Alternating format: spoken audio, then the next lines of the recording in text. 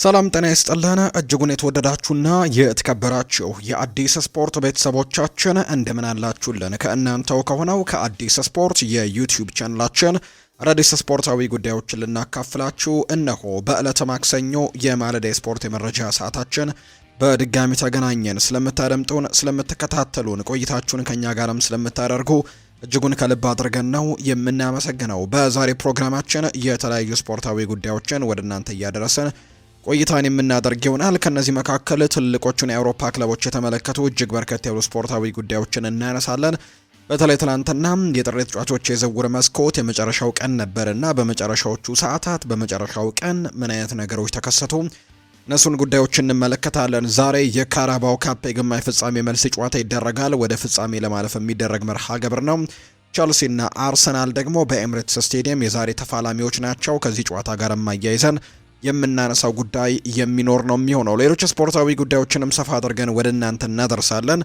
እስከ ፕሮግራማችን ፍጻሜ አብራችሁኝ እንድትቆዩ በአክብሮት ጋብዛለሁ። ቪዲዮአችንን ላይክ፣ ቻናላችንን ሰብስክራይብ እያደረጋችሁ ቆይታችሁን ከኛ ጋር አድርጉ። አብራችሁኝ ቆዩ።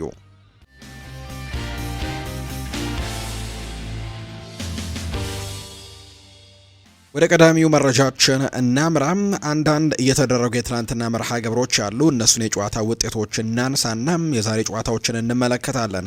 ትላንትና በተወዳጁ የእንግሊዝ ፕሪምየር ሊግ የ24ኛው ሳምንት የመጨረሻው ጨዋታ በስታዲየም ኦፍ ላይት ሰንደርላንድና በርንሌይ ጨዋታቸውን አድርገው ነበር። ይህ ጨዋታ የሚጠበቅ አይነት መርሃ ግብር ነው። ሰንደርላንድ በቅርብ ጊዜም ያመጣቸው ውጤት ማጣቶች ወደ ታች እንዲንሸራተት አድርገውት ነበር።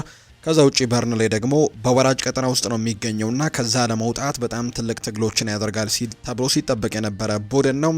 ነገር ግን የሌብሪስ ቡድን ትላንትና ሰንደርላንድ የስኮት ፓርከሩን ቡድን 3-0 በሆነ ውጤት ማሸነፍ የቻለበት መርሃ ግብር ሆኖ ተጠናቋል። ትላንትና ቀዳሚውን ጎል ያስቆጠረው አክሰል ቱዋዜምቤ ነው። ራሱ ላይ ባስቆጠረው ጎል ሰንደርላንዶች መሪ ሆኑ። ከዛም ሀቢብ ዲያራ የመጀመሪያ 45-32ኛው ደቂቃ ላይ ጎል አስቆጠረ። እንዲሁ ደግሞ ታለቢ 72ኛው ደቂቃ ላይ ጎል አስቆጥሮ ሰንደርላንድ 3-0 በሆነ ውጤት እንዲያሸንፍም ትልቅ አስተዋጽኦን እያደረጉ ጎሎችን ነው ማስቆጠር የቻሉት። በዚህም ሰንደርላንድ ትላንትና ማሸነፉን ተከትሎ ደረጃውን አሻሽሏል። 11ኛ ደረጃ ላይ ነበር ትላንትና ጨዋታውን ከማድረጉ በፊት። ነገር ግን ይህንን ጨዋታ ማሸነፉን ተከትሎ ነጥቡን 36 በማድረስ ወደ 8ኛ ደረጃ ከፍ ያለበት መርሃ ግብር ሆኖ ነው የተጠናቀቀው። በአንጻሩ በርንሌይ በ15 ነጥቦች 19ኛ ደረጃ ላይ የተቀመጠ ቡድን ነው። ያለፉትን 3 ጨዋታዎች አልተሸነፈም ነበር በርንሌይ።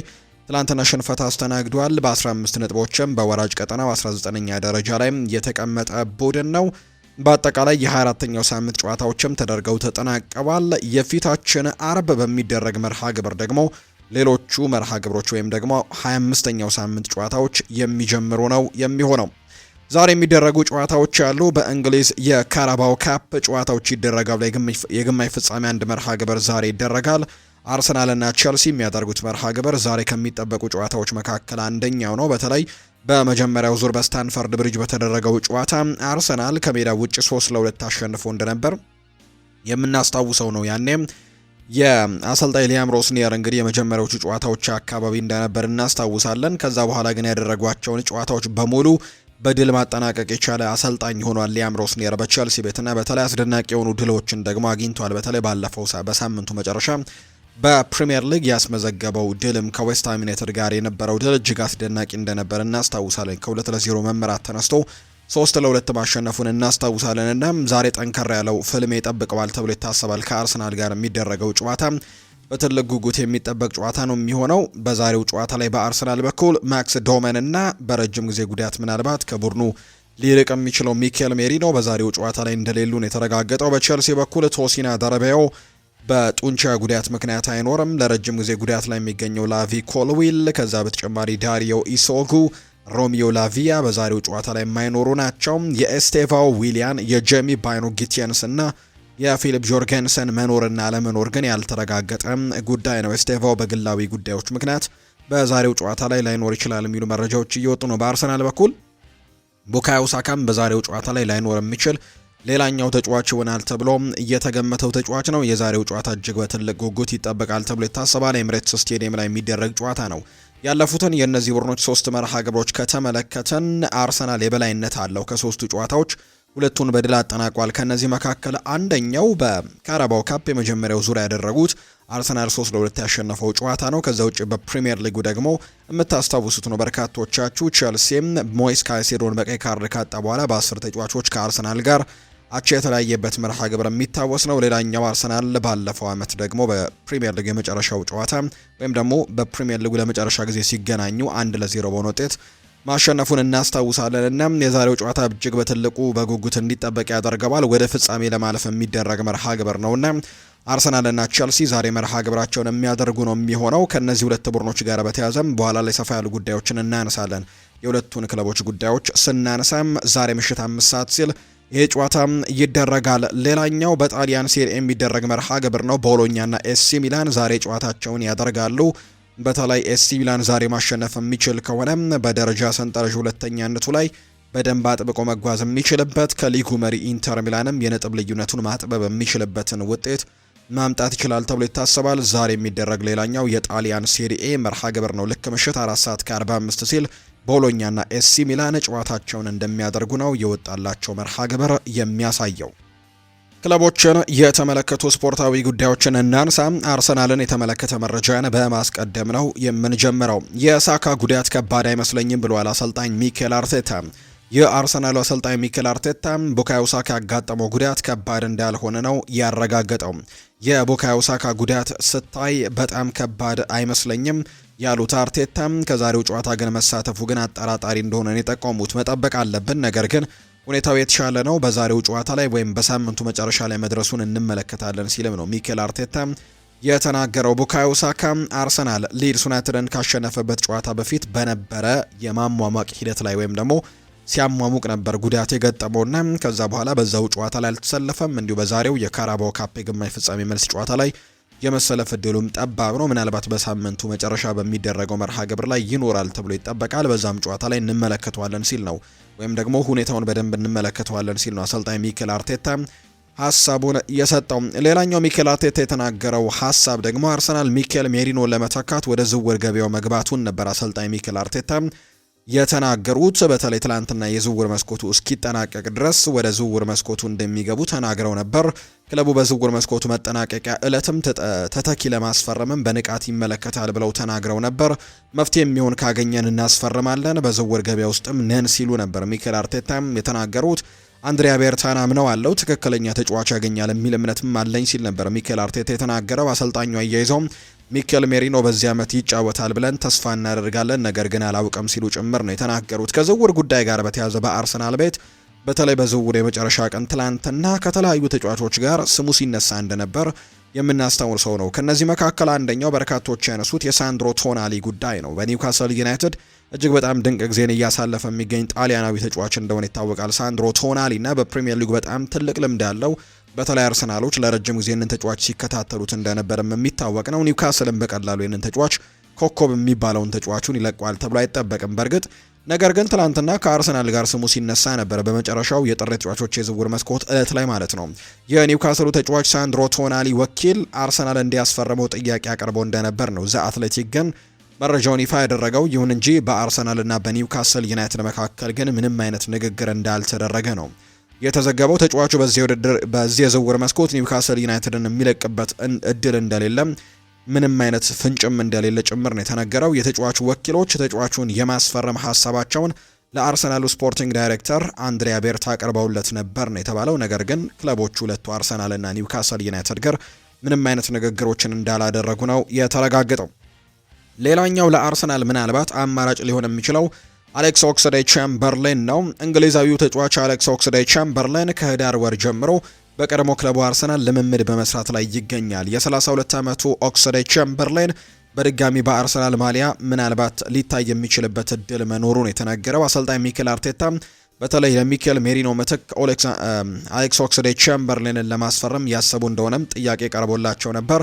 ሚኬል አርቴታን በምላሻቸው ሁሉንም አማራጮች እንመለከታለን በማለትም ጭምር ነው የተናገሩትና ምናልባት ሊሆን ይችላል የሚሉ አይነት ሀሳቦችን ሰጥተዋል።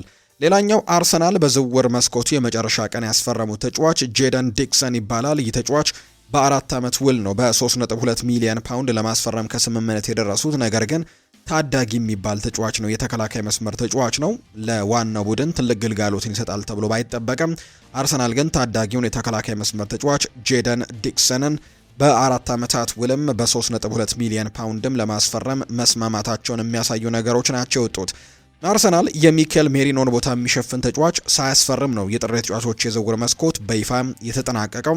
ከወደ ስፔን የወጡ መረጃዎች ሜሪኖ ባጋጠመው ጉዳት ቀዶ ጥገና እንደሚያስፈልገውና ጉዳቱ ምናልባት እስከ ግንቦት ወር ወደ ሜዳ እንደማይመለስ ነው የተናገሩት። የሜሪኖ ጉዳት ምናልባት ብዙ ነገሮችን ያጎላል ተብሎ ነው የሚጠበቀው። ምክንያቱም አርሰናል ተቀይሮ በሚያስገባውና በሚፈልገው ሰዓት ተቀይሮ እየገባ በጣም ጥሩ ነገሮችን ማድረግ የሚችል አይነት ተጫዋች ተደርጎም ይቆጠራል። ሚኬል ሜሪኖ በአጥቂ ቦታ ላይ፣ በአማካይ ቦታ ላይ፣ በአጥቂ አማካኝ፣ በተከላካይ አማካይ ቦታ ላይ የማይጫወትበት ቦታ የለም ብሎ ማንሳት ነው የሚቻለው። ሁሉም ቦታዎች ላይ ተቀይሮ እየገባም ቨርሳታይል የሚባል አይነት ተጫዋች ነውና የሚሰጠውን ሚናም በትክክል መወጣት የሚችል አይነት ተጫዋች ተደርጎም ይቆጠራል በርካቶች እንደሚያምኑትና ይሄ ደግሞ ምናልባት ለአሰልጣኝ ሚኬል አርቴታም ትልቅ ራስ ምታት ሊሆን ይችላል። ሚኬል ሜሪኖ ለመሀል ተጫዋቾች ምርጥ ባካፕ የነበረ አማራጭ ነው። መሀል ሜዳ ላይ ለመቀየር ተጫዋቾችን ለማፈራረቅም ከታሰበ ምርጥ አማራጭ እንደሆነ በርካቶች ያነሱታል። ከዛ ውጪ ደግሞ ዴክላን ራይስ እረፍት ሊያስፈልገው ሲፈልግም ደግሞ ራይስ በሌለበት ጨዋታ ላይ ሚኬል ሜሪኖ ኃላፊነቱን በደንብ የሚወጣ አይነት ተጫዋች እንደሆነ በርካቶች ያነሳሉ። የተከላካይ አማካዩ ማርቲን ዙቢሜንዲ እንዲሁ ሲደክም ደግሞ 6 ቁጥር ቦታ ላይ እሱን ተክቶ መጫወት የሚችል አይነት ተጫዋች ነው። አርሰናል በፈለገው ቦታ ሁሉ የሚገኝ አይነት ተጫዋች ነው። የፊት መስመር ተጫዋቾች በሙሉ ተጎድተው ሚኬል ሜሪኖ በእግር ኳስ ሕይወቱ ተጫውቶ በማያውቅበት የፊት መስመር ተሰልፎ ትክክለኛ ተፈጥሯዊ ቦታው እስኪመስልም ድረስ ደግሞ በርከት ያሉ ጎሎችን ያስቆጠረበትን አጋጣሚ በደንብ እናስታውሳለን። አርቴታ ተጋጣሚ ቡድንን በአየር ላይ ኳስ ብልጫ መውሰድ ፈልጎም ደግሞ ተመራጭ የሚያደርገው ተጫዋች ይህንን ነውና ለበርካታ ታክቲካል አማራጮች ደግሞ ምርጫ የሚሆን አይነት ተጫዋች ነው ሚኬል ሜሪኖ። ነገር ግን ዘንድሮ በጉዳት ምክንያት አሁን ላይ ለአርሰናል ግልጋሎቶችን ይሰጣል ተብሎ እንደማይጠበቅ ነው መረጃዎች እየወጡ የሚገኙት። ከሪያል ሶሴዳድ ከፈረመ በኋላ በጣም ጥሩ ከሚባሉ ፈራሚዎች መካከል አንደኛው ነውና ጉዳቱ ለአርሰናል በጣም ትልቅ ጉዳት ወይም ትልቅ ማጣት ሊሆን ይችላል ተብሎ ይታሰባል። በቀጣይ ይህንን ቦታ ማን ይተካዋል የሚለው ጉዳይ በርካቶች የሚጠብቁት ነው። ምናልባት ግን ማይልስ ሉዊስ ስኬሊ በአብዛኛው ጊዜም በዛ በሚጫወትበት የተከላካይ ክፍል ላይ በግራው የመከላከል ክፍል ላይ እድሎችን እያገኘ አይደለም። በዚህ የውድድር ዓመት በተለይም በዛ ቦታ ላይ ፒየሮ ሂንካፒዬ ከዛ ውጪ ሪካርዶ ካላፊዮሪ መኖራቸው እዛ ቦታ ላይ እንዳይሰለፍ አድርጎታልና የምናውቀው በተፈጥሯዊ የአማካይ ስፍራ ተጫዋች እንደሆነ ነውና ምናልባት ያንን ቦታ ተክቶ ለመጫወት እድሎች ይሰጡታል ተብሎ ይታሰባል። ካልሆነ ደግሞ አሌክስ ኦክስሌድ ቻምበርሊንንም እድል ሊሰጡት የሚችልበት እድል እንዳለ እየተነገረ ነው። ማይካል ሪቻርድስ ሊቨርፑል በቀጣዩ ሳምንት መጨረሻ ማንቸስተር ሲቲን ካሸነፈ የፕሪሚየር ሊጉን ዋንጫ ለአርሰናል እንደሚያስረክብ ያምናል። እስከሚቀጥለው ሳምንት ድረስ አሁንም ብሩህ ተስፋ አለኝ። እስካሁን ከዋንጫ ፉክክሩ ውጪ ናቸው ብዬ አላስብም፣ ነገር ግን የሊቨርፑል ጨዋታ የሚወስነው ይመስለኛል። ቀጣይ ሳምንት ማንቸስተር ሲቲ በሊቨርፑል ከተሸነፈ እንዲሁም አርሰናል በሜዳው ሰንደርላንድን የሚያሸንፍ ከሆነ ያኔ የዋንጫው ፉክክር ያበቃል ብዬ ሙሉ ለሙሉ መናገር እችላለሁ። ነገር ግን እስካሁን ድረስ ግን ምንም ያበቃ ነገር እንደሌለ ግን አምናለሁ ሲልም ጭምር ነው የተናገረው። ባለፈው ክረምት ብዙ ወጪዎችን ካደረጋችሁ በኋላ የቀረ ገንዘብ አለ ወይ ተብሎ ጥያቄ ቀርቦለት ነበር አሰልጣኝ ሚኬል አርቴታ። አንዳንድ ዝውውሮችን ማድረጋችን እውነት ነው፣ ነገር ግን ከትልልቅ ክለቦች የተለየ ያወጣነው ነገር የለም ሲልም ጭምር ነው አርቴታ የሚናገረው። ታዲያ የሆነ ነገር ለማድረግስ ቦታ አለ ወይ ተብሎም ተጠይቆ ነበር። መስፈርቶቹ የት እንዳሉ ማየት አለብን ይህ ሊሆን ይችላል አዎ ወይም ደግሞ አይደለም ለማለት እርግጠኛ አይደለውም፣ ነገር ግን በሱ ላይ እየሰራን ነው ብለዋል። ዋናው ነገር ትክክለኛውን ተጫዋች መምረጥ፣ ትክክለኛውን ውሳኔ ማድረግ እንፈልጋለን፣ አለበለዚያ ግን ተራ ተጫዋች አናስፈርምም ሲልም ጭምር ነው የተናገረው አሰልጣኝ ሚኬል አርቴታ አዲስ ተጫዋች ካላገኙ ሉዊስ ስኬሊን እንደ መሃል ሜዳም ሊጠቀመው እንደሚችል ጭምር ሲነገር ነበርና አሁን ላይ ለሚኬል ሜሪኖ ተተኪ የሚሆን ተጫዋች አለማስፈረማቸውን ተከትለው ማይልስ ሉዊስ ስኬሊን በዛ ቦታ ላይ ሊጠቀሙ የሚችሉበት እድል ሰፊ ነው ተብሏል። ኢታን ንዋኔሪ ስለወደፊቱ ጊዜ ይናገራል። በእግር ኳስ ውስጥ ማንኛውም ነገር ሊከሰት ይችላል፣ የሚሆነውን እንመለከታለን። ምንም አይነት ግንኙነት ካለ እናያለን፣ ምን እንደሚሆንም ልነግርህ አልችልም፣ የሚፈጠረውን አብረን ነው የምንመለከተው ሲልም ኢታን ንዋኔሪ ወደ ኦሎምፒክ ደ ማርሴይ ካመራ በኋላ ሀሳቡን መስጠቱ ነው የተገለጸው። ኖኒ ማንዱዋይኬም በዛሬው ጨዋታ ላይ ምናልባት የቡካዮ ሳካን ቦታ ተክቶ ይገባል ተብሎ የሚጠበቀው ተጫዋች ነው። ከቀድሞ ክለቡ ቼልሲ ጋር ነው መርሃ ግብሩን የሚያደርገውና ስለ ዛሬ ምሽቱ ጨዋታ ሀሳቡን ሰጥቷል። እኔ ገና ካሁኑ ዛሬ ምሽትን መናፈቅ ጀምሬያለሁ። ለዚህ ጨዋታም ከመጓጓት የተነሳ ይህንን ጨዋታ መጠባበቅ በጭራሽ አልቻልኩም። ሁሌም አንድ ተጫዋች እንደዚህ አይነት ትልቅ ጨዋታዎች ላይ በመስመር ላይ መሆንም እጅግ ትፈልጋለህ። የቀድሞ ቡድኔን በሜዳችን ተቃራኒ ሆኜ ለመጫወትም ጓጉቻ ያለው ነው ያለው። ይሄ የዛሬ ምሽቱ ጨዋታ ለሁለቱም ቡድኖች ወሳኝ ጨዋታ ነው። ወደ ፍጻሜ ለማለፍ የሚደረግ የደርቢ ጨዋታ ነው። እነሱ ጥሩ ቡድን አላቸው፣ እኛም ከነሱ በብዙ ርቀት የተሻለ ከፍተኛ ጥራት ያለውና የተሻለ ቡድን ነን። በመጀመሪያው ዙር ጨዋታ በእነሱ ሜዳ አሸንፈናል። የመልሱ ጨዋታ እኛ ጥሩ አድቫንቴጅ አለን። እነሱን በደጋፊያችን ፊት አሸንፈን ወደ ፍጻሜው ለማለፍም አቅሟለን። ስለዚህም ጥሩ ጨዋታ እናደርጋለን ብዬ አስባለሁ። ዛሬ ምሽት ኤስቴቫውን ለማቆም ተዘጋጅተዋል የሚል ጥያቄ ቀርቦለት ነበር። ጁሪየን ቲምበር ማን ነው ኤስቴቫው ሲል ነው ጥያቄውን በጥያቄ የመለሰው። እኔ አንድ ወይም ሁለት ተጫዋቾችን ለማቆም ብዬ የምሰራው የተለየ ዝግጅት የለም። እኛ አርሰናሎች ነን። እንደ ሌሎች ቡድኖች ለአንድ ጨዋታ ወይም ለአንድ ተጫዋችም ብለን አንዘጋጅም። ኤስቴቫውም ሆነ ማንም ዓለም ላይ ያለ ወርልድ ክላስ የፊት መስመር ተጫዋች ጋር ተቃራኒ ሆኜ ተጫዋች ያለው፣ ስለዚህ ለሱ ብዬም የተለየ ዝግጅት የማደርግበት ምንም አይነት ምክንያት የለም ሲልም ጭምር ነው ጁሪየን ቲምበር የተናገረው። አርሰናል የሚካኤል ሜሪኖን ጉዳት ተከትሎ ባየር ሚኒክን ሊዮን ጎሬትስካን ለማስፈረም ጠይቆት ነበር። ነገር ግን ምንም ምላሽ እንዳላገኙ ነው የተነገረው። አርሰናል ባለው ስብስብ ለመቀጠልም ወስኗል።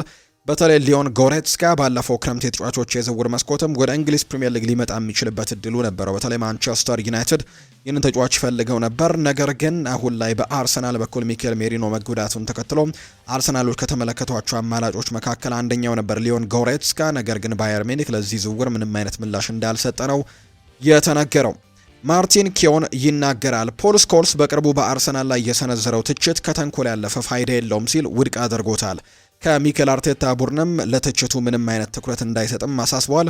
ሰዎች ያንን ጫና ለመፍጠር እንደሚሞክሩ ግልጽ ነው። እናም የሚፈልጉትን ካላገኙ ሁሉም አይነት ድክመቶችን ይፈልጋሉ። ነገር ግን አርሰናል አሁን ላይ ከሌላው ቡድን ሁሉ የተሻለ ነው፣ መሆን ያለበትም ይህንን ብቻ ነው ሲል የተናገረው ማርቲን ኪዮን ነው ምላሹን የሰጠው። ከዚህ በፊት ፖል ስኮልስ ስለ አርሰናል ሲናገር ምናልባት አርሰናል ዘንድሮ ዋንጫውን የሚያሸንፍ ከሆነም ደካማው ቡድን ነው ዋንጫውን ያሸነፈው ወይም ሌሎቹ ደክመዋል፣ እሱም ደግሞ ጥሩ የሚባል አይነት የውድድር ዓመት አይደለምና ደካማው ቡድን የፕሪሚየር ሊግን ያሸንፋል ማለት ነው አርሰናል ዘንድሮ ካሸነፈው ሲል ተናግሮ ነበርና ይሄ ደግሞ በርካቶች ትችቶቻቸውን ፖል ስኮልስ ላይ እንዲሰነዝሩ አድርጓል። ማርቲን ኪዮንም ይህንን የፖል ስኮልስ ሀሳብ ነው ያጣጣለው። አርቴታ ስለ ሊያም ሮስኒየር ይናገራል። ሊያም ሮስኒየር ቸልሲን ከተረከበ በኋላ እስካሁን በተለያዩ ውድድሮች ላይ እጅግ አስደናቂ ስራን እየሰራ እንደሆነ አስባለሁ። እናም ስለ ዛሬው የኤሚሬትስ ጨዋታ በተለየ መልኩ ትኩረት እንዳደረገበትም ለውድድር ዓመቱ ጉዞም ለቸልሲ በጣም ልዩ እንደሆነም ሲናገር ሰምቼዋለሁ። በሜዳችን እንጫወታለን፣ እናም ጨዋታውም ላይ ደግሞ ከነሱ የተሻለ እድል አለን እኛንን። ነገር ግን አሁንም ጨዋታው ገና አልተጠናቀቀም። የዛሬው ጨዋታን አሸንፈን ወደ ፍጻሜው ለመጓዝም ከነሱ የተሻለ መንገድም መጫወትና በግልጽ ሁኔታ ሜዳ ላይ ጥሩ ሆነን ማሳለፍና ይህንን ማድረግ ይኖርብናል። ዛሬ ወደ ሜዳችን የምንገባው አሸንፈን የዋንጫ ተፋላሚ ለመሆን ነው ሲልም ጭምር ነው የተናገረው አርቴታ ስለ ዛሬው ጨዋታ ሀሳቡን ሲሰጥ። የማንቸስተር ዩናይትድ ጉዳዮችን ደግሞ ወደ እናንተ እናደርስ ውድ ቤተሰቦቻችን። ከማንቸስተር ዩናይትድ ጋር በተያያዘ በርከት ያሉ ስፖርታዊ ጉዳዮች ትላንትና አመሻሹን ጨምሮ ሲወጡ እንደነበረ ተመልክተናል እና እነሱን ጉዳዮች ነው እየተመለከተን ቆይታን የምናደርገው። የመጀመሪያው ጉዳያችን የሚሆነው ከማንቸስተር ዩናይትድ ጋር በተያያዘ ጄሚ ካራገር የሰጠው ሀሳብ ነው። ካሪክ ጥሩ እየሰራ ነው፣ ነገር ግን የዋንጫ አሰልጣኝ ነው ብዬ ግን አላስብም። ባለፉት 3 ጨዋታዎች ላይ እርግጥ ነው በጣም ጥሩ ነገሮችን ለማድረግ ሞክሯል፣ ነገር ግን በማንቸስተር ዩናይትድ በቋሚነት መቀጠል አለበት ብዬ ግን አላስብም። ምክንያቱም ጥሩ አሰልጣኝ ነው፣ ነገር ግን የዋንጫ አሰልጣኝ ይሆናል ብዬ ግን በጭራሽ አልገምትም ሲልም ጭምር ነው ጄሚ ካራገር ሀሳቡን እየሰጠ የሚገኘው። ዩናይትድ በዚህ ክረምት ትልቅ ስም ያለው አሰልጣኝን ማምጣት ቢፈልግ አይገርመኝም። ከዚህ ቀደም ኦሌ ጉናር ሶልሼርም እንዲህ ነበር፣ እናም እንዳልተሳካለት ደግሞ ተመልክታችኋል። ኦሌ ጉናር ሶልሼር ሲመጣ በጣም ጥሩ ውጤቶችን አምጥቶ ነበር፣ ነገር ግን የዋንጫ አሰልጣኝ እንዳልሆነ ግን በትክክል አሳይቶን የወጣው ሲልም ነው ጄሚ ካራገር የተናገረው። ጆሹዋ ዘርክዚ እስከ ውድድር ዓመቱ መጨረሻ ድረስ በማንቸስተር ዩናይትድ እንደሚቆይ ተረጋግጧል። የሮማና የተለያዩ የፕሪሚየር ሊግ ክለቦች ፍላጎትን የሳበው ሆላንዳዊው ተጫዋች ማንቸስተር ዩናይትድን ለመልቀቅ ተቃርቦ እንደነበር እናስታውሳለን። በተለይ ወደ ጣሊያኑ ክለብ ሮማ ሊያመራ ከጫፍ ደርሶ የነበረባቸው አጋጣሚዎች ነበሩ። ነገር ግን የአሰልጣኝ ሩበን አሞሪም ስንብት ሁሉንም ነገር እንደቀየረው በርካቶች ያምናሉ። ያኔ ለመልቀቅ ከጫፍ ደርሶ ነበር። ነገር ግን ሌሎች አሰልጣኞች ከመጡ በኋላም ዳረን ፍሌቸርም እንዲሁ ደግሞ ማይክል ካሪክም ከመጣ በኋላ ምንም እንኳን የጨዋታ እድሎችን ባያገኝም ነገር ግን ሮማዎች ምናልባት አሰልጣኝ ስለተቀየረ ይህንን ተጫዋች ማስፈረም እድላችን ጠባብ ነው ብለው እንዳፈገፈጉም የምናስታውሰው ጉዳይ ነውና ጆሹዋ ዘርክዚ እስከ ውድድር ዓመቱ መጨረሻ ድረስ በዩናይትድ እንደሚቆይ አሁን ላይ ተረጋግጧል። ሮማም ጥያቄዎችን አቅርቦ ሳይሳካለት ቀርቷል። ማንቸስተር ዩናይትድ በማይክል ካሪክ ስር እያሳየ በሚገኘው ብቃት የተደሰተው ተጫዋቹም ለቦታው መፋለምም ይፈልጋል ተብሎ እንደሚታሰብ ነው ቶክ ስፖርት መረጃውን እያጋራ የሚገኘው። ስለ ሴኒ ላሜንስም አንዳንድ ጉዳዮች ወጥተዋል። ለአንድ አፍታ ቆም ብለን ሴኒ ላሜንስ ገና የ23 ዓመት ወጣት መሆኑን እናስተውል። ለአንድ ግብ ጠባቂ ይህ ዕድሜ ገና ትንሽ ዕድሜ ነው። እሱ ከቤልጅየም ተነስቶ በዓለም ላይ ጠንካራ ወደሚባለው ሊግ ነው የመጣው። ወዲያውኑ የማንቸስተር ዩናይትድ ዋና ግብ ጠባቂም ሆኗል። ይህንን ለምን እንደ ተራ ነገር እንመለከተዋለን ሲል አስቴቱን እየሰጠ ይገኛል። በተለይ በጣም ጥሩ የሚባል ግብ ጠባቂ እንደሆነም እያስመለከተ ይገኛል። ባለፉት ጥቂት ጨዋታዎች ላይ በጣም ጥሩ ነገሮችን ሲያደርግ እንመለከተዋለን። በጣም ጥሩ ሴቮችንም ሲያደርግ ጭምር እየተመለከትን ነውና ማንቸስተር ዩናይትድ ባለፉት ጨዋታዎች ላይ በተለይ ነጥቦችን ይዞ ለመውጣትም ትልቅ ሚናን የተጫወተበትን አጋጣሚ የምናስታውሰው ነው። ስለዚህ ይህንን ግብ ጠባቂ በተመለከተም ጋዜጠኛው ሱሊ እንደተናገረው ከሆነ ይህ ግብ ጠባቂ ገና 23 ዓመቱን መረዳት አለብን። ከቤልጅየም ሊግ ደግሞ በቀጥታ ወደ ትልቁ ሊግ ፕሪሚየር ሊግ ነው የመጣውና በደንብ ያንን ልናስተውል ይገባል ሲል ነው የተናገረው። ማንቸስተር ዩናይትድ ለቢያንቼሪ ከሪያል ቤቲስ የቀረበለትን የቋሚ ዝውውር ጥያቄ ውድቅ አድርጓል። ማንቸስተር ዩናይትድ ተጫዋቹን በውሰት ብቻ መልቀቅ እንደሚፈልግ የተነገረ ሲሆን ለሮዘርሃምም ለመስጠት ከስምምነት ላይ ደርሷል። በሌላ በኩል ሊድስ ዩናይትድ የአካዳሚውን ወጣት ኤድዋርድን ደግሞ እንዲሁ ፍሌቸር በቋሚ ውልም ለማስፈረም ከስምምነት መድረሱ ነው ፉትቦል ኢንሳይደር መረጃውን እያጋራ የሚገኘው። ሊቨርፑልን የተመለከቱ መረጃዎችን ደግሞ ወደ እናንተ እናደርስ። ወደ ቤተሰቦቻችን ዶሚኒክ ሶቦስላይ ይናገራል። ሁልጊዜም የተሻለና ከዛም በላይ የተሻለ ተጫዋች መሆን እችላለሁ ብዬ አስባለሁ። ስለዚህም የመሻሻል ገደብ የለኝም። የበለጠ የተሻለ በሆነም መስራቴን እቀጥላለሁ ሲልም ጭምር ነው ዶሚኒክ የሚናገረው። ሶቦስላይ ቀጥልና በተቻለኝ መጠን ብዙ ጎሎችን ማስቆጠርና ብዙ አሲስቶችን ማድረግ እናም በተቻለ መጠን ደግሞ ብዙ ዋንጫዎችን ማሸነፍ ነው የምፈልገው። እቅዴ ይህ ነው። ያደግኩትም በዚህ መንገድ ነው። እናም በዚህ መንገድ መቀጠልም እፈልጋለሁ ሲልም ጭምር ተናግሯል። ይህ ተጫዋች በተለይ ኮንትራቱን ለማራዘምም ክፍት እንደሆነ ጭምር መናገሩ ይታወሳል። በትልልቅ በሚባሉ የአውሮፓ ታላላቅ ክለቦች እየተፈለገ የሚገኝ አይነት ተጫዋች ነው። ሪያል ማድሪድ ከዛ በተጨማሪ ባየር ሚኒክም ጭምር የዚህ ተጫዋች ፈላጊዎች እንደሆኑ ይነገራልና ከሊቨርፑል ጋር ኮንትራቱን ምናልባት እስከ ክረምት ድረስ ሊያራዝም የሚችልበት እድል ይኖራል ተብሎ ይጠበቃል። ተጫዋቹ ከትላንትና በስቲያ እንደተናገረው ከሆነ ለኮንትራት ማራዘም ክፍት እንደሆነና ውሳኔው በሙሉ የክለቡ እንደሆነ እኔ ግን ሜዳ ላይ ስራዬን መቀጠል እንደምፈልግ እንግዲህ መናገሩ የሚታወስ ጉዳይ ነው። ሊቨርፑል ጀረሚ ዣክዌን በፕሪሚየር ሊግ ውስጥ ለማደግ የሚያስፈልጉት ሁሉም ባህሪያቶች እንዳሉት ያምናል። ይህንንም ውሳኔ በዘዴ የረጅም ጊዜ ኢንቨስትመንትም የመረጃ ትንተናና በስራ ስነ ምግባሩና አቅሙም ለማሳየት ባለው ቁርጠኝነት የተደገፈ ውሳኔ አድርገው ይመለከቱታል ተብሏል። ጀረሚ ዣክዌን ማስፈረማቸው ይታወሳል። እርግጥ ነው የተጫዋች በክረምቱ ነው ቡድኑን የሚቀላቀለው።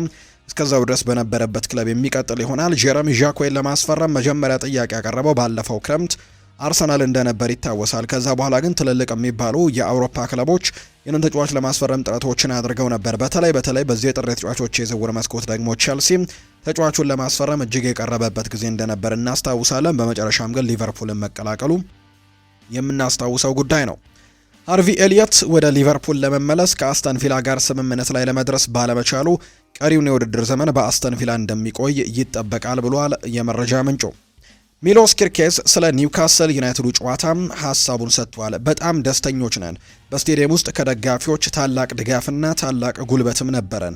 ደጋፊዎቹ የማይታመን ነበሩ። እውነቱን ለመናገር እንደዚህ አይነት ስሜት ተሰምቶኝ በጭራሽ አያውቅም። በጣም እብድ ነበር። ስለዚህም ሁሉም ሰው ከዚያ ብዙ ጉልበትም እንዳገኘም አስባለሁ። በጣም ጥሩ የቡድን መንፈስም፣ ጥሩ ደግሞ ፍልሚያም፣ ጥሩ አፈጻጸምም ነበረን ሲል ነው ሚሎስ ኪርኬዝ ስለ ኒውካስል ዩናይትዱ ጨዋታ ሀሳቡን ያነሳው። ሌላኛው ሚሎስ ኪርኬዝ ስለ ፍሎሪያን ቨርትስና ስለ ኤኪቲኬ ጥምረትም እንዲሁ ተጠይቆ ምላሹን ሰጥቷል። በተለይ እነዚህ ሁለት ከጀርመን ቡንደስሊጋ የመጡ ተጫዋቾች አንደኛው ከባየር ሌቨርኩዘን አንደኛው ከአይንትራክ ፍራንክፈርት ነው በእርግጥ የመጡት። እነዚህ ሁለት ተጫዋቾች ግን ኬሚስትሪያቸው በጣም ጥሩ እንደሆነ እየተመለከትን እንገኛለን። በሊቨርፑል ቤት በቅርብ ጊዜያትም እርስ በርስ አሲስቶችን ሲደራረጉ እንዲሁ ጎሎችን ሲያስቆጥሩም እየተመለከትን እንገኛለን እና በጣም ጥሩ ጥምረቶችን መፍጠራቸውን እየተመለከትን ነው። ኪርኬዝም ስለ ቨርትስ እና ኤኪቲኬ ጥምረትም ተጠይቆ ምላሹን ሰጥቷል። ግሩም ተጫዋቾች በየቀኑ በስልጠና ላይ እመለከታቸዋለሁ። ለእኔ አዲስ ነገር አይደለም፣ ነገር ግን ሰዎች ወደ ስቴዲየሙ መጥተው እነዚህ ሁለት ተጫዋቾች እንደዚህ ሲጫወቱ ማየታቸው አስደሳች ነው። በጣም ተሻሽለዋል። እናም በዚህ መልኩም ደግሞ ይቀጥላሉ ብዬ አስባለሁ ሲልም ጭምር ነው የቡድን አጋራቸው ሚሎስ ኪርኬዝ ስለ ሁለቱ ተጫዋቾች ጥምረት ማለትም ስለ ፍሎሪያን ቨርትስ እና ስለ ሁጎ ኤኪቲኬ ጥምረት ሀሳቡን እየሰጠ የሚገኘው። ቸልሲን የተመለከቱ መረጃዎችን ደግሞ እናንሳ።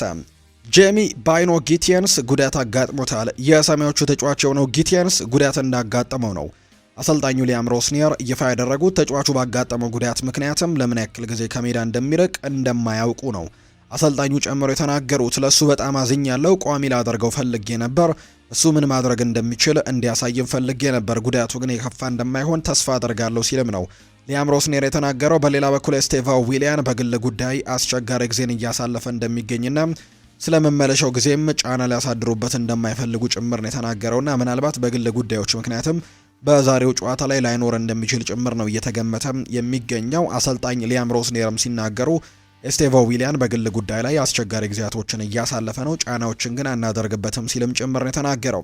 ስለ አርሰናልና አርቴታ ስራዎች የማውራት ፍላጎት የለኝም ብለዋል ሊያም ሮስኒየር ሲናገሩ። ስለ አርቴታ ጥያቄ ቀርቦላቸው ይህንን ምላሽ ነው የሰጡት። ስለ አርሰናልም ሆነ ስለ አርቴታ ስራዎች የማውራት ምንም አይነት ፍላጎት የለኝም ነው ያሉት። የሰማያዊዎቹ አሰልጣኝ ሊያም ሮስኒየር የዛሬው የአርሰናል ጨዋታ ጉልበት የሚጠይቅ ጠንካራ ይሆናል ሲሉም ነው የገመቱት። ጨዋታው ጠንካራ እንደሚሆንና ጉልበት የሚጠይቅ እንደሚሆን የኃይል ጨዋታ እንደሚሆንም እገምታለሁ ሲሉ ነው አሰልጣኙ የተናገሩት። ለዚህም ተጫዋቾችን ያሳርፋለሁ ነው ያሉት። በሌላ በኩል ስለ ጨዋታው ሁኔታም ያነሱት አሰልጣኙ እውነት ስንነጋገር ወደ ቀጣዩ ዙር የማለፍ ቅድመ ግምቱ የአርሰናል እንደሆነ ሁሉም ሰው ያውቃል። ምክንያቱም በመጀመሪያው ዙር ጨዋታ አሸንፈውናል። ከሜዳቸው ውጭ ግብ በማስቆጠራቸውና በሜዳቸው ደግሞ በመጫወታቸው ተጠቃሚ ይሆናሉ። ለዚህም እንደሚያልፉ ይጠበቃል ብሏል ሊያም ሮስኒየር። አክለውም ሲናገሩ እኛ በተቻለ መጠን ለማለፍ እንሞክራለን፣ ሁለተኛውን አጋማሽ ጨዋታውን መልክ ለማስያዝም ወሳኝ እንደሚሆን እንጠብቃለን ሲልም ነው የተናገረው። አርሰናልና ሚኬል አርቴታ ስላደረጉትም ነገር ማውራት ምንም አይነት ፍላጎት የለኝም ሲልም ጭምር ነው የተናገረው። ቸልሲ ዛሬ ምሽት ልክ ምሽት 5 ሰዓት ሲል በኤምሬትስ ስቴዲየም ከአርሰናል ጋር የካራባኦ ካፕ ግማሽ ፍጻሜ መልስ ጨዋታውን ያደርጋል። የመጀመሪያው ዙር የግማሽ ፍጻሜ ጨዋታም አርሰናሎች 3-2 ማሸነፋቸውን የምናስታውሰው ጉዳይ ነው። ሌላኛው ክሬግ ባርሊ ስለ አሌሃንድሮ ጋርናቾ ይናገራል። በተለይ ባለፈው ክረምት የተጫዋቾች የዝውውር መስኮት ከማንቸስተር ዩናይትድ ነበር ቸልሲን የተቀላቀለውና ጋርናቾ በቸልሲ ቤት የተመቸው አይመስልም። ክሬግ ባርሊም ይናገራል። እሱ ከ70ኛው ወይም ከ80ኛው ደቂቃ በኋላ ስፔስ ሲፈጠር ተጫዋቾች ሲደክሙና ፍጥነቱን መጠቀም የሚችልበት ቦታን በሚያገኝበት ሰዓት ነው መግባት ያለበት አይነት ተጫዋች ነው እንጂ ለቸልሲ ቋሚ ሆኖ ለመሰለፍ የሚመጣ አይነት ተጫዋች አይደለም ሲልም ክሬግ በርሊ ስለ አሌሃንድሮ ጋርናቾ አንዳንድ ጉዳዮችን አጋርቷል። ሌላኛው ሊያም ሮስኒየር ስለ ሁለቱ ተጫዋቾች ያነሳው ነው። በግል ጉዳይ ምክንያት ስቴቫ ዊሊያን ላይሰለፍ ይችላል የሚል ግምቱን እንዳስቀመጠ ጭምር ነው የተነገረው። ጊቴንስም የሃምስትሪንግ ጉዳት ነው የገጠመው፣ መቼ እንደሚመለስም እንደማያውቁ ጭምር አሰልጣኙ መናገራቸው ነው ይፋ የተደረገው። ማንቸስተር ሲቲን ደግሞ የተመለከቱ መረጃዎችን እናንሳ። አርሰናል በሊጉ የደረጃ ሰንጠረዥ የትም ቦታ ላይ ቢቀመጡ አሁንም እኛ ሲቲዎች ሊጉን ለማሸነፍ እንችላለን ብሏል። አንቷን ሴሜኒዮ ነው ይህንን ሀሳብ የሰጠው። አንቷን ሴሜኒዮ ስለ ሊጉ የዋንጫ ፉክክርም ጥያቄ ቀርቦለት ነበር፣ ወይም ሀሳቡን እንዲሰጥም ጥያቄ ቀርቦለት እንደነበር ነው የተመለከትነውና አንቷን ሴሜኒዮ በዚህ ጉዳይ ላይ አንዳንድ ሀሳቦቹን አጋርቷል። አርሰናል የትኛውም ደረጃ ላይ ቢቀመጥ የትኛውንም እንዲሁ ደግሞ ነጥብ ልዩነቶችን ይዞ ቢቀመጥ እኛ ዋንጫውን ለማሸነፍ አሁንም ትልቁ ፉክክር እናደርጋለን ሲልም ጭምር ነው ሀሳቡን የሰጠውም። ይህንን ሀሳብ የተናገረው ሴሜኒዮ ነው። አርሰናል በሊጉ ላይ የ6 ነጥብ ልዩነት እየመራ ነው። ነገር ግን ገና ተጨማሪ ጨዋታዎች ያሉን 14 ጨዋታዎች በሊጉ ላይ ይቀራሉ። አርሰናል በ6 ነጥቦች ብናንስም ሊጉ ገና ብዙ መንገድ ይቀረባል። ይህ የመጨረሻው አይደለም። እነሱ የቱም ቦታ ላይ ቢቀመጡ አሁንም ሊጉን ማሸነፍ እንችላለን፣ ራሳችንንም እናሻሽላለን፣ ያንን መቀጠል ይኖርብናል ሲል የተናገረው። ይህ የእንግሊዝ ፕሪሚየር ሊግ ነው። በዚህ ሊግ ማንኛውም ነገር ሊከሰት ይችላል። እንኳን 14 ጨዋታ ቀርቶ አይደለም ጥቂት ጨዋታዎች ቢቀሩ እንኳን ምን ሊፈጠር እንደሚችል አይታወቅም።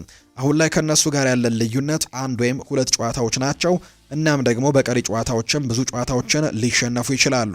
እኛ እንዴት እነሱን ማሳደድ እንዳለብን እናውቃለን። እያንዳንዱን ጨዋታ እያሸነፍን መቀጠል ይኖርብናል። በእርግጠኝነትም ተጨማሪ ጨዋታዎችን እናሸንፋለን። እነሱ በሊጉ አናት ላይ ቢቀመጡም የትም ቢቀመጡም እኛ አሁንም ዋንጫውን ማሸነፍ እንችላለን። ምን እንደሚሆንም ወደፊት እንመለከታለን ሲልም ጭምር ነው የተናገረው። ሀሳቡን እየሰጠው ደግሞ አንቷን ሴሜኒዮ ነው።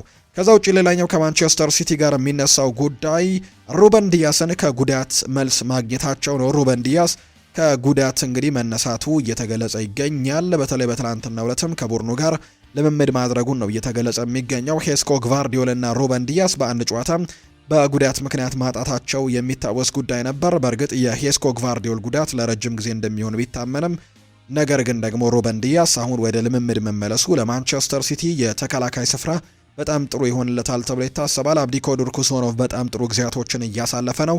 ከዛ ውጭ አዲሱ ፈራሚ ማርክ ጉሂም በፕሪሚየር ሊጉ ልምድ ያለው ተጫዋች እንደሆነ ይታወቃልና ሩበን ዲያስ መመለሱ ደግሞ ለዛ የተከላካይ ስፍራ በጣም ጥሩ ጥምረትን ወይም ደግሞ ጥሩ ነገሮችን ይዞ ይመጣል ተብሎ ይታሰባል። ስለዚህም ደግሞ የሩበን ዲያስ መመለስ በሲቲ በኩል መልካም ዜና ተብሎ ተነስቷል። ሌላኛው ግን ስለ ሮያን ሸርኪ ጉዳይም መረጃዎች እየወጡ ይገኛሉ። ሸርኪ በትላንትናው የቡድኑ ልምምድ ላይ አልታየም ወይም አልነበረም። ስለ ሸርኪ ጉዳት እስካሁን ምንም አይነት የወጣ ይፋዊ መረጃ እንደሌለ ነው መረጃዎች እየወጡ የሚገኙት።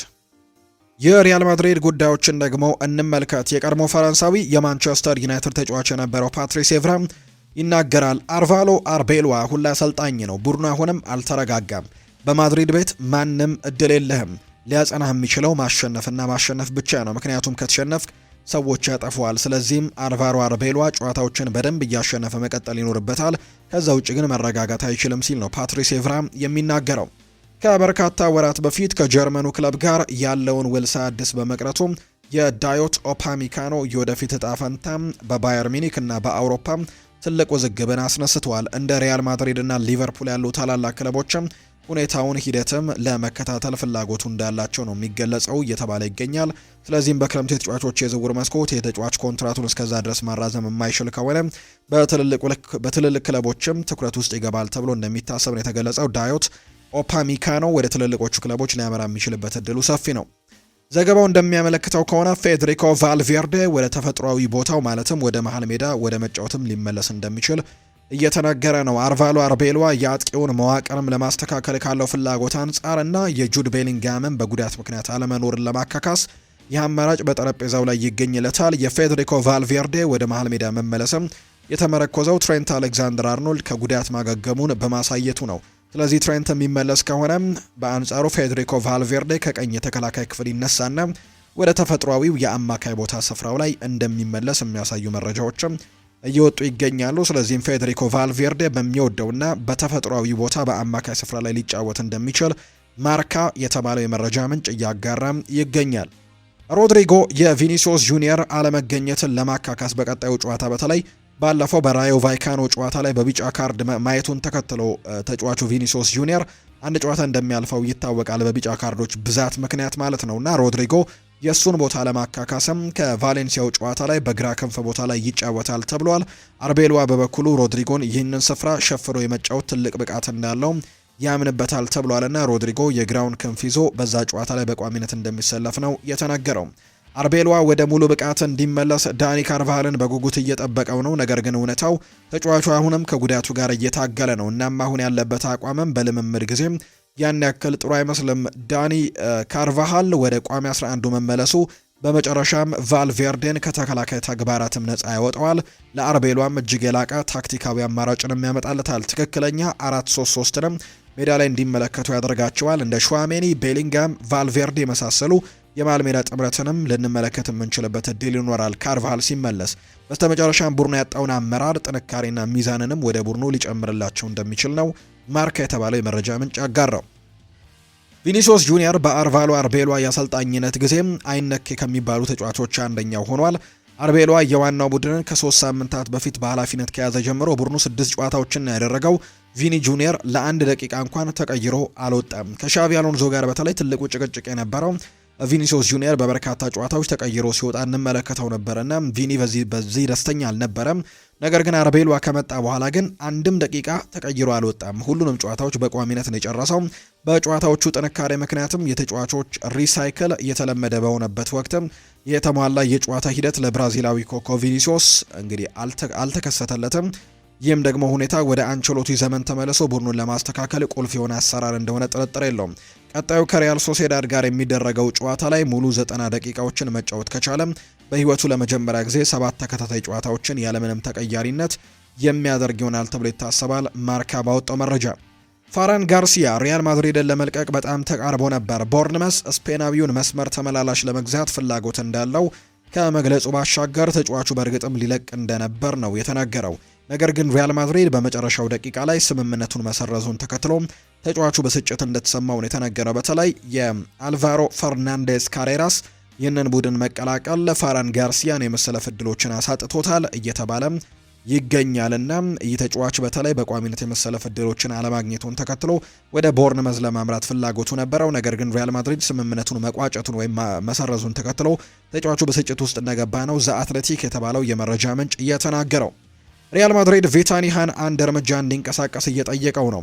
የመሃል ሜዳ ተጫዋቹ ፓሪስ ሰን ዠርሜንን ለመልቀቅ ካሰበ በፓሪስ ሰን ዠርሜን ልዩ የሆነ ስምምነት ውልም አለው። ይህንን ሪያል ማድሪድ ደርሶበታል። ነገር ግን ጉሉ የሚሰራው ቪታኒያ ራሱ ወደ ሌላ ክለብ ለመዘዋወር ፍላጎት እንዳለው ከተናገረ ብቻ ነው ሲል ካንዴና ሴር የተባለው የመረጃ ምንጭም ይፋ አድርጓል። የላሊጋ ተንታኝ ሪያል ማድሪድ ከዳኒ ሰባዮስ የቀረበውን ፕሮፋይል በተሻለ መንገድ መጠቀም እንዳለበት በጨዋታው ላይ አምኗል። በዚህ ቡድን ውስጥም ጨዋታውን በእውነት ማረጋጋት የሚችል ብቸኛው አማካኝ እሱ ነው ተብሏል። ዳኒ ሰባዮስ በኳስ ቁጥጥር በጣም ጥሩ ነው። በኳስ ላይ ደህንነቱ የሚጠበቅ ነው። አስደናቂ ፓሶችን የሚያደርግና በጣም ከፍ ያለ የእግር ኳስ አይኪው ያለው አማካኝ እንደሆነ ይታመናል። ይህ ስፔናዊ ሪያል ማድሪድ ወደፊት ማስፈረም ያለበትን ትክክለኛ አማካኝ የሚወክል ነው። ጠፍቶ የነበረውን የሪያል ማድሪድ የመሃል ሜዳ ውበትንም የክለቡ አማካዮች የተባሉ ተጫዋቾችን በተሻለ ሁኔታ ማሻሻል ችሏል። በመስመር ላይም የሚፈጠሩ የግብ ዕድሎችንም በተደጋጋሚ እንዲቀጥሉም ቁልፍ ሚናን መጫወቱን ነው መረጃዎች የሚያሳዩት። የላሊጋው ተንታኝ ይህንን መረጃ አጋርቷልና ሪያል ማድሪድ ይህንን ተጫዋች በተሻለ መንገድ እንዲጠቀምበትም ጭምር ነው መልእክቱን ያጋራው። ክሪስቲያኖ ሮናልዶ በውድድር ዓመቱ መጨረሻም ከአልናስር ጋር ሊለያይ እንደሚችል ነው መረጃዎች የወጡት። ክሪስቲያኖ ሮናልዶ በአልናስር ቤት ባለው ኮንትራት መሰረት ሮናልዶ ከአልናስር ከጁን 2026 በኋላ መልቀቅ የሚችልበት መብቱ እንዳለው እየተነገረው ይገኛል። አሁን ላይ በተሰማው መረጃ መሰረት አንዳንድ የአውሮፓና የአሜሪካ ክለቦች ሮናልዶን ለማስፈረም ፍላጎት እያሳዩ እንደሆነ ጭምር ነው የተነገረው። በተለይ ተጫዋቹ በትላንትናው ጨዋታ ላይም አልናስር 1-0 በሆነ ውጤት ባሸነፈበት መርሃ ግብር ላይ እንዳልነበር የምናስታውሰው ነው። እንደ ምክንያትነት የተነሳው የሳዑዲ ኢንቨስትመንት ፈንድም ከአልናስር ይልቅ ሌሎች ክለቦችንና አልሂላልን በደንብ ይደግፋል፣ እኛን ግን አይደግፈንም የሚል አይነት ሀሳብ እንዳለው የሚያሳይ መረጃ ነው ሲወጣ የነበረውና ሮናልዶ በዚህ ብስጭቱን እየገለጸ እንደሚገኝ ነው የተገለጸው። ስለዚህም ከአልናስር ጋር ሊለያይ የሚችልበትም እድሉ እንዳለ ጭምር እየተነገረ ነው። ወደ አውሮፓ ሊመለስ የሚችልበት እድሉ አለ።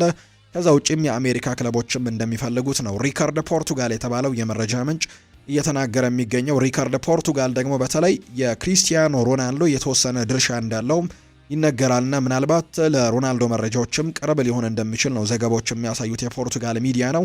ስለዚህም ክሪስቲያኖ ሮናልዶ በአመቱ መጨረሻ ከአልናስር ጋር ሊለያይ እንደሚችል ነው ግምቱን ያስቀመጠው።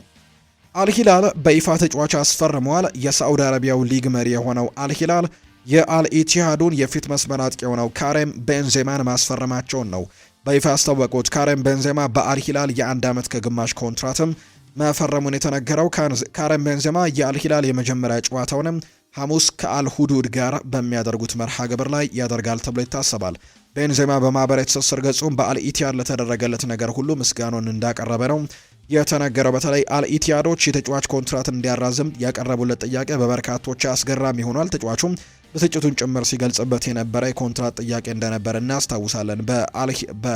በአልኢቲያድ ቤትም ኮንትራቱን እንዲያራዝም ነገር ግን ምንም አይነት ደሞዝ እንደማይከፈለውና የምስል መብቱን በሙሉ ግን ጠቅልሎ መውሰድ እንደሚችል ሲነገር ነበርና ይሄ ጥያቄ በጣም ተጫዋቹን እንዳስገረመው ጭምር የሚያሳዩ መረጃዎች ሲወጡ እንደነበር እናስታውሳለን።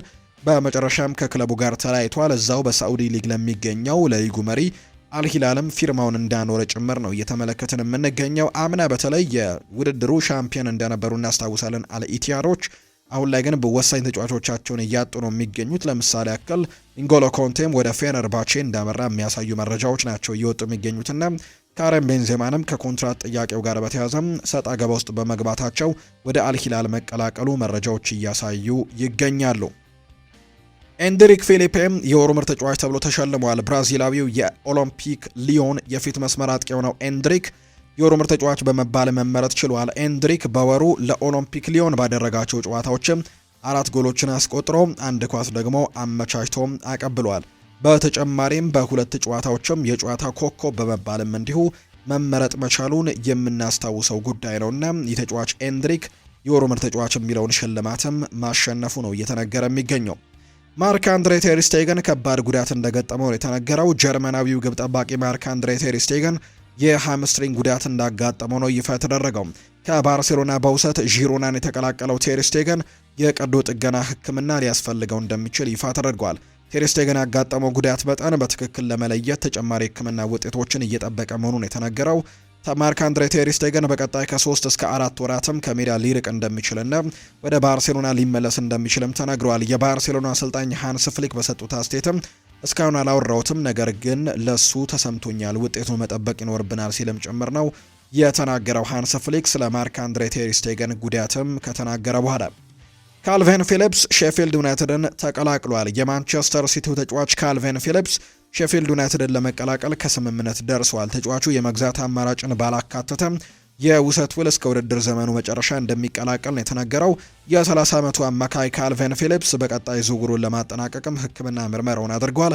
ካልቪን ፊሊፕስ ከኢፕስዊች ታውንም በውሰት ከተመለሰ በኋላ በዚህ ዓመት ለማንቸስተር ሲቲ አንድ ጨዋታ ነው ማድረግ የቻለው። የዚህ ተጫዋች እንግዲህ የቁልቁለት ጉዞ በርካቶችን ያስገርመዋል። በተለይ ተጫዋቹም በሊድስ ዩናይትድ በነበረበት ጊዜ እጅግ ኮከብ ከሚባሉ ተጫዋቾች መካከል አንደኛው ነበር። ነገር ግን ወደ ማንቸስተር ሲቲ ካመራ በኋላ ግን የሚጠበቅበትን አይነት ብቃት ማሳየት አልቻለም። ማንቸስተር ሲቲዎችም በርከት ላሉ ጊዜያት ለተለያዩ ክለቦችም በውሰት ሲሰጡት ቆይተው አሁን ላይ ለሌላኛው ለሻምፒዮንሺፕ ክለብ ሼፊልድ ዌንስዴይም እንዲሁ በውሰት እንደሰጡት በሼፊልድም በውሰት እንደሚቆይ ጭምር ነው እየተነገረ የሚገኘው። የዣን ፊሊፕ ማቴታ የኤሲ ሚላን ዝውውር ተቋርጧል። ኤሲ ሚላን የክሪስታል ፓላሱን የፊት መስመር አጥቂ የሆነውን ዣን ፊሊፕ ማቴታን ለማስፈረም ከስምምነት ደርሶ ነበር። ይሁን እንጂ ተጫዋቹ የኤሲ ሚላን ዝውውር መቋረጡን የጣሊያን መገናኛ ብዙሃን ዘግበውታል። የተጫዋቹ ዝውውር ሊቋረጥ የቻለው የሕክምና ምርመራውን ማለፍ ባለመቻሉ ነው። ኤሲ ሚላን በበኩሉ ከስምምነት ቢደርስም ከዝውውሩ ለመውጣት ግን ከውሳኔ መድረሳቸው ተነግሯል። ተጫዋቹ ለአሁኑ ወደ ክሪስታል ፓላስ የተመለሰ ቢሆንም በውሰት ሌላ ክለብን ሊቀላቀል እንደሚችል ነው የተዘገበው። ጂያኒ ኢንፋንቲኖ ደጋፊዎችን ይቅርታ ጠይቀዋል። የፊፋ ፕሬዝዳንት ጂያኒ ኢንፋንቲኖ በቅርቡ ለሰጡት አስተያየትም የብሪታንያ እግር ኳስ ደጋፊዎችን ይቅርታ ጠይቀዋል። ፕሬዝዳንቱ በቅርቡ የኳታር ዓለም ዋንጫ ሰላማዊ እንደነበር ሲገልጹ በታሪክ ለመጀመሪያ ጊዜ አንድም የብሪታንያ ደጋፊ ያልታሰረበት ዓለም ዋንጫ ነው ብለው ተናግረው ነበር። ከአስተያየቱ በኋላ ፕሬዝዳንት ጂያኒ ኢንፋንቲኖ ከፍተኛ ተቃውሞ ሲቀርብባቸው እንደነበር ጭምር ነው የተመለከትነው። ጂያኒ ኢንፋንቲኖ አሁን ላይ እነሱን ለመናገር ሳይሆን ሰላማዊነቱን ለማጉላት ነበር ሀሳቤን የገለጽኩት ሲሉ ይቅርታ ጠይቀዋል። አክለው የእንግሊዝ እግር ኳስ ትልቅ አድናቂ ነኝ በማለትም ነው የሰጡት የቀልድ አስተያየት ስህተት እንደነበር በይፋ አምነው ይቅርታ የጠየቁት። የዓለም እግር ኳስ የበላይ ፊፋም ሩሲያ ላይ የተጣለው የእግር ኳስ ውሳኔም ሊነሳ እንደሚችል ነው የተስማማው። የፊፋ ፕሬዝዳንት ጂያኒ ኢንፋንቲኖ የሚመሩት ተቋም የሩሲያ ላይ የተነሳው ነገር የተጣለባቸው ገዳም ለማንሳትም መነጋገር እንዳለባቸው ገልጸዋል። መታገዷን እያመጣው መፍትሄ የለም ሲሉ የተደመጡት ፕሬዝዳንቱ ጂያኒ ኢንፋንቲኖ ይባስ ብስጭትና ሌሎች ነገሮችን ይፈጥራል ሲልም ጭምር የተናገሩት ጂያኒ ኢንፋንቲኖ አክለውም የቱም አይነት ነገር ቢፈጠር እግር ኳስ የሀገራት ግንኙነትን መጠበቅ እንዳለበት ነው የተናገሩት። በሌላ በኩል ጂያኒ ኢንፋንቲኖ የትኛውንም ሀገር ከእግር ኳስ አናግድም ሲሉ እንደ የቀረበውን ጥያቄም እንዲሁ ውድቅ አድርገውታል። ሩሲያ ከዩክሬን ጋር ባለችበት ነገር እንግዲህ ከ4 ዓመታት በፊት ነበር ከእግር ኳስ መነሳቷ የሚታወሰው መታገዷ። አሁን ላይ ግን ልትመለስ የምትችልበት እድሉ እንዳለ እየተናገሩ ይገኛሉ ጂያኒ ኢንፋንቲኖና ይህ ነገር መፈጠር የለበትም በእግር ኳሱ ሲሉ ጭምር ነው ሀሳባቸውን እየሰጡ የሚገኙት። የተወደዳችሁና የተከበራችሁ ቤተሰቦቻችን ለዛሬ ያዝንላችሁ አዳዲስ ስፖርታዊ ጉዳዮቻችን እነዚህ ነው የሚመስሉት። ስላደመጣችሁን፣ ስለተከታተላችሁን ቆይታችሁም ከኛ ጋር ስለነበር እጅግ ከልብ አድርገን እናመሰግናለን። ፉአድ ባህሩ የዛሬውን ፕሮግራም እየመራው ከእናንተ ጋር ቆይታን አድርጌያለሁ። በቀጣይ ፕሮግራሞቻችን ሌሎች ስፖርታዊ ጉዳዮችን፣ ሌሎች አዳዲስ መረጃዎችን አካተን በድጋሚ ተመልሰን የምንገናኝ ይሆናል። ለዛሬ ግን ስላደመጣችሁኝ፣ ስለተከታተላችሁኝ ቆይታችሁንም ከኔ ጋር ስላደረጋችሁ ከልብ አድርጌ አመሰግናለሁ። በቀጣይ ፕሮግራሞቻችን በድጋሚ ተመልሰን የምንገናኝ ይሆናል። ለዛሬ ግን እዚህ ጋር አበቃሁኝ። መልካም ጊዜ፣ መልካም ቀን እንዲሆንላችሁም ነው በአክብሮት የምመኘው።